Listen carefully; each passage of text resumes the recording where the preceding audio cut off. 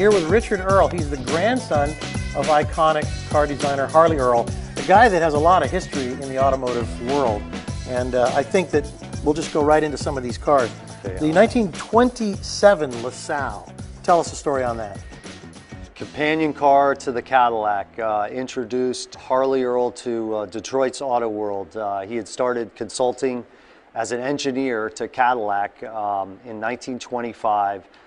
He was fashioning these cars out in Hollywood and for movie stars and millionaires. And basically, to make a long story short, he offered GM an offer they couldn't refuse. He's like, the cars I designed for movie stars and millionaires, I could have coming off of your assembly lines in volume production.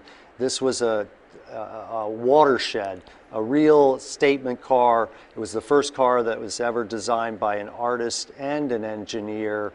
And you know, where the aesthetic and the design and the style it was all about style. And of course, the car was well made. It was a Cadillac. Right. The 38 Buick Y-Job, the world's first concept car.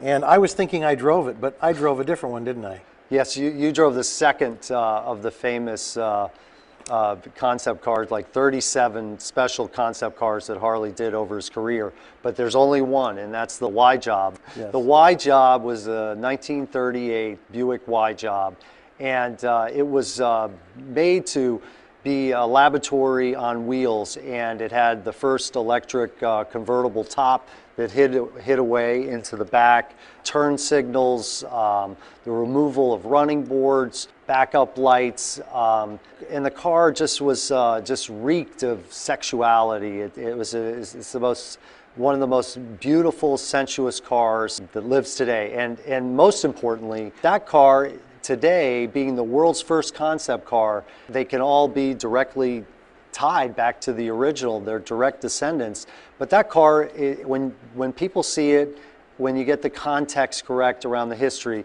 that car is a national treasure. That's Richard Earl. He's the grandson of Harley Earl, the iconic automotive designer. And there's more of Harley Earl's creation. Stay with us.